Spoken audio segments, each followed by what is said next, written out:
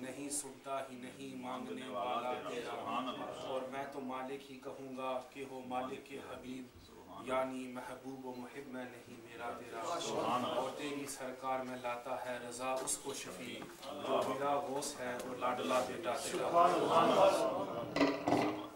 مناظر اسلام، شیر اہل سنت، حجت الاسلام، حضرت علامہ پیر سید محمد عرفان شاہ صاحب مشہدی موسوی کاظمی دامت برکاتہم العالیہ، اور سنی جمعیت عوام حکمن بائک اور تمام ناظرین کو اس پروگرام کی مبارکباد، اور دعا ہے کہ اللہ تعالیٰ اس پروگرام کو اور ہمارا آنا سننا سنانا اپنی بارگاہ میں قبول منظور فرمائے۔ حضرت مناظر اسلام دامت برکاتہم العالیہ جو ان کی قیادت میں یہ جو پروگرام گلی گلی کوچوں کوچوں میں پورے برطانیہ میں جہاں بھی عاشقان مصطفیٰ رہتے ہیں، امید یہی ہے اور کوشش بھی یہی ہے کہ یہ پروگرام سرکار دو عالم صلی اللہ علیہ وسلم سے یاروں کا جہاں بھی عاشقان مصطفیٰ رہے وہاں یہ پروگرام منعقد ہونا ضروری ہے، اور یہی کوشش ہے حضرت مناظر اسلام کی، اور جس ایک قسم کی سوچ کو حضرت مناظر اسلام دامت برکاتہم العالیہ لے کے چلے ہیں، میرے پاس بس یہی الفاظ ہیں کہ چراغ حب نبی کر کے دیکھیے روشن، چراغ حب نبی کر کے دیکھیے روشن، مجال ہے کہ پھر حفاظت جو ہوا نہ کرے، چراغ حب نبی کر کے دیکھیے روشن، مجال ہے کہ پھر جو حفاظت ہوا نہ کرے، اور زبان وہ کبھی کسی مومن کی ہو نہیں سکتی۔ حضرت شاہ صاحب کا یہی پیغام ہے کہ زبان وہ کبھی کسی مومن کی ہو نہیں سکتی کہ خدا کا ذکر کرے اور ذکر مصطفیٰ نہ کرے۔ حضرت مناظر اسلام کی یہی کوشش ہے کہ جہاں خدا کا ذکر ہو وہاں مصطفیٰ کا ذکر ہو، اور جہاں مصطفیٰ کا ذکر ہو وہاں مصطفیٰ کے چار یاروں کا ذکر ہو، اور ہماری یہی کوشش ہے، and all the Muslims that are here today, we should try to make this promise to ourselves that wherever we will go in our mosques, our masjids, our madaris, wherever we go, and whenever we try to organize a mehfil, a gathering, a jalsa, where we talk about Tawheed, we should also talk about Risalat. And when we talk about Risalat, we should always remember to talk about the closest friends to the Prophet Muhammad sallallahu alaihi wasallam, because the deen was given to us by the Messenger of Allah, but the way it was given to us was through his closest companions and through his closest friends. And the closest companions to the Prophet Muhammad sallallahu alaihi wasallam are these four companions, are these four friends, and these are the closest, not by what we say or by what Hazrat Qibla Shah Sahib says, but the Quran and the Sunnah testifies this, that the closest companions and the closest people and the most dearest people and the greatest people after all the Anbiya are these four companions. And amongst these four companions, the greatest person to ever step foot in this world or to come to this universe after the Anbiya, just like after Allah subhanahu wa ta'ala, Bardas Khuda Buzurg Dui, that the greatest Zat after Allah subhanahu wa ta'ala was the Prophet Muhammad sallallahu alaihi wasallam. And just like this Bardas Anbiya, that after all the Anbiya, the greatest man to step foot on this earth was Hazrat Sayyidina Siddiq Akbar radiyallahu ta'ala anhu. And after him was Hazrat Sayyidina Umar Farooq radiyallahu ta'ala anhu. And about which the Quran on many different occasions testifies to their greatness, and the Sunnah of the Prophet sallallahu alaihi wasallam tells us how great the status, to this extent that you are hearing earlier from the ulama ikram, that when the Messenger of Allah sallallahu alaihi wasallam, due to his illness, and did not lead the salah, and who did he choose to lead the salah of all the Sahaba ikram?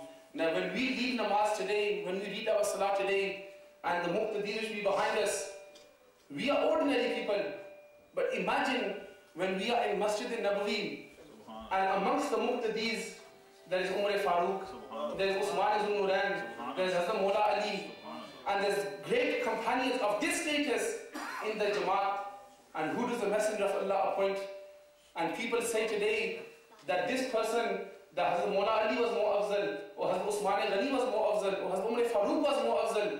But this is a very basic masla of Shariat as well, that the Imam be the most afzal, he be the best, he be the greatest. And the Messenger of Allah himself showed us, and he knew this is also a daleel of the ilm al-ghaib of the Prophet ﷺ, that he knew that people will come afterwards who will deny this. People will come afterwards who will try to, on this point, cause trouble and cause fasad and cause fitna. Therefore, the Messenger of Allah, he showed everybody clearly, he showed his companions, that when I, Muhammad ﷺ, when I will not lead Jamaat, the only person who is able to lead Jamaat is Hazrat Abu Bakr Siddiq radiallahu ta'ala. In his presence, nobody can lead Jamaat. When Hazrat Abu Bakr Siddiq is there, he will be the only Imam. After him, Umar Farooq will be Imam. After him, Usman ibn Nurayn will be Imam. And after them, Hazrat Mawla Ali radiallahu ta'ala will be Imam. My dua is that Allah subhanahu wa ta'ala accept all of our coming here, and may He all give us the ability to live our lives according to the lives of the companions, and may He give us all the ability to live our life with the love of the Messenger of Allah and according to the life of the Messenger of Allah. وَمَا عَلَيْنَا إِلَّا الْبَلَاغُ الْمُبِينُ.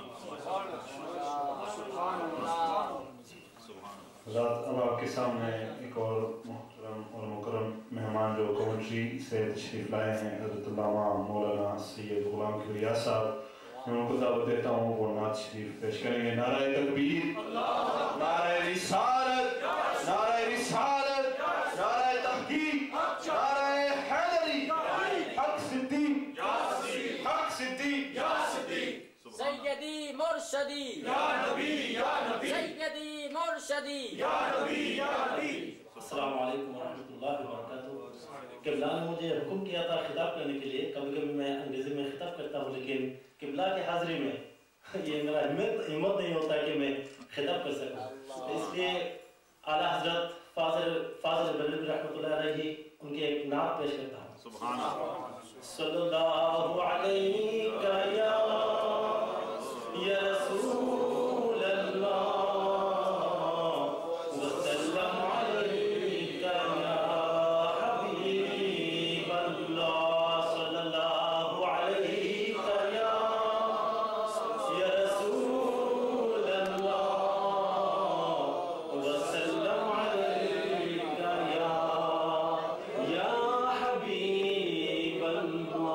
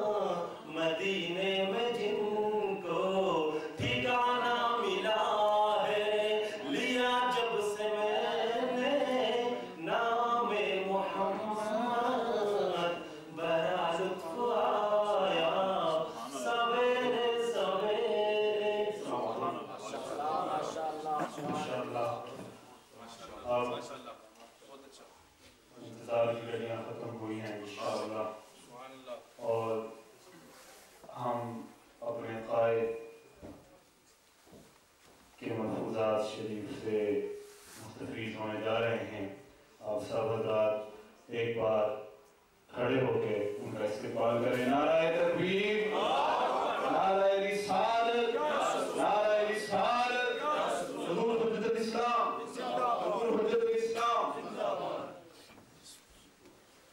آسان علیہ بکی شریف زندہ باد. آسان علیہ بکی شریف زندہ باد.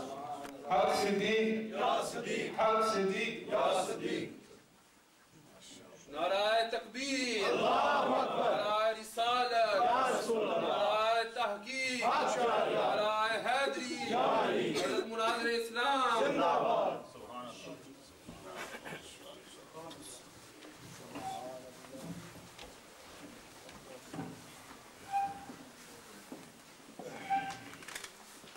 بسم اللہ الرحمن الرحیم. رب اشرح لي صدري ويسر لي امري واحلل عقدة من لساني يفقهوا قولي. الحمد لله الذي لا مانع لحكمه ناقض لقضائه، والصلاة والسلام على سيد انبيائه وسند اوليائه واحبابه المعارضين لاعدائه. اما بعد فاعوذ بالله من الشيطان الرجيم. بسم الله الرحمن الرحيم. انا لننصر رسلنا والذين امنوا في الحياة الدنيا ويوم يقوم الاشهاد. يوم لا ينفع الظالمين معذرتهم ولهم اللعنة ولهم سوء الدار. صدق الله العظيم. إن الله وملائكته يصلون على النبي يا أيها الذين آمنوا صلوا عليه وسلموا تسليما. اللهم صل على سيدنا محمد وعلى آله وصحبه وبارك وسلم. صلاة وسلام عليك يا رسول الله، صلاة وسلام عليك يا حبيب الله. مولاي صل وسلم دائما أبدا على حبيبك خير الخلق كلهم محمد سيد الكونين والثقلين والفريقين من عرب ومن عجم. فاق النبيين في خلق وفي خلق ولم يدانوه في علم ولا كرم. ثم الرضا عن ابي بكر وعن عمر وعن علي وعن عثمان ذي الكرم. اللہ تبارک و تعالی جل جلالہ وعمن والہ وعظم شانہ واتم برہانہ کی حمد و ثنا. حضور رحمت عالم نور مجسم شفیع معظم قائد المرسلین سید النبیین امام الاولین والآخرین جناب محمد مصطفیٰ احمد مصطفیٰ صلی اللہ علیہ وآلہ واصحابہ وبارک وسلم کی بارگاہ اقدس میں درود و سلام کا ہدیہ پیش کرنے کے بعد،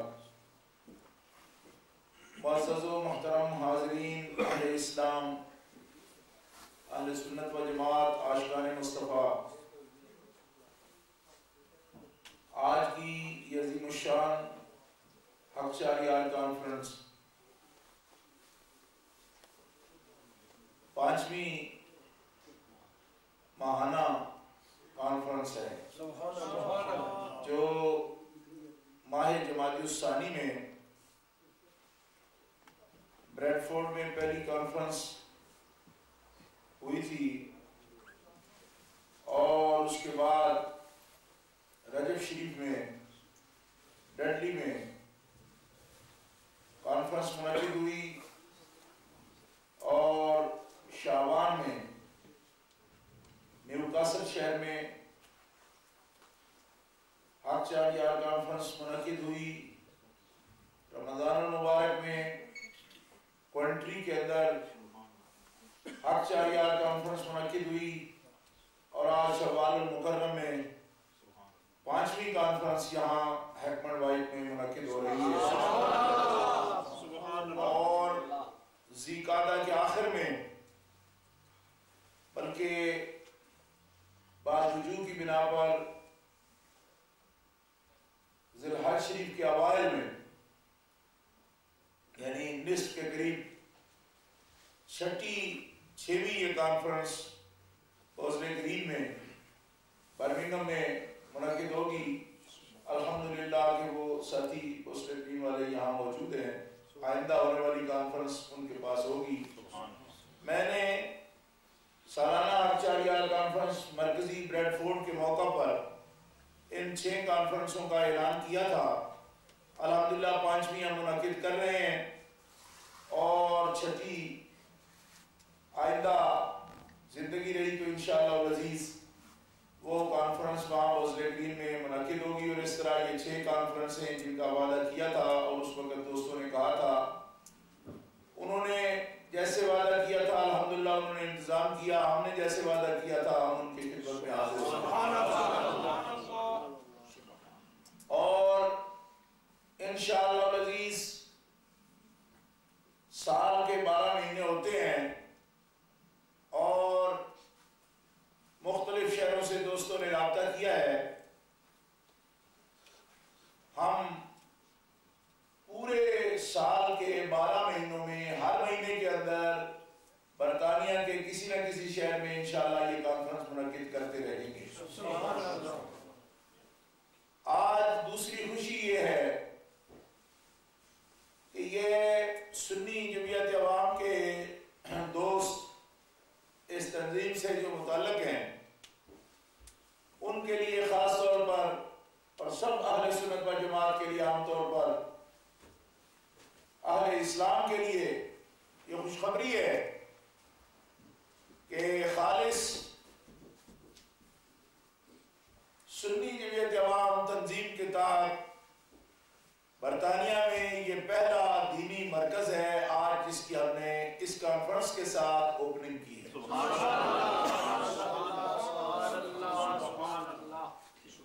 جن حالات میں دوستوں نے اس کے لیے کوشش کی, کیونکہ یہاں آپ جانتے ہیں پلاننگ پرمیشن اور کتنے امور مشکل کے ہوتے ہیں, تھوڑے کام. مجھے معلوم ہے کہ یہاں کے ہمارے دوست پچھلے 15-20 دنوں سے مسلسل خود اپنے ہاتھوں سے کام کر رہے تھے اور میں کوئی بڑا دعویٰ نہیں کرتا لیکن مجھے اللہ کی کبریائی کی قسم ہے کہ اس سینٹر کے گوشوں کونوں میں ایک حصے میں برسوں سے جو ظلمت تھی ان دوستوں نے اپنے خون پسینہ لگا کے اور 4 یار کے کرم سے میرے آقا کے انوار سے اس کی ظلمت کو نکال دیا ہے اور آج یہ ہر لحاظ سے یہ سینٹر جگمگ کرتا ہے.